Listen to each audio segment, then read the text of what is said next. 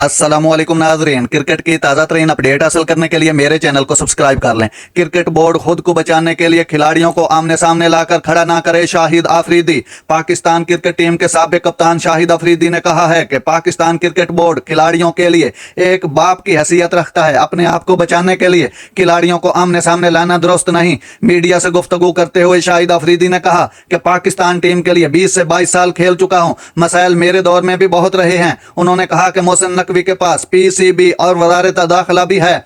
अब इन्हें एक फैसला कर लेना चाहिए कि एक ओहदा चुन लें। चेयरमैन पीसीबी एडवाइजर के कहने पर चलेंगे तो वो कुछ नहीं कर सकते।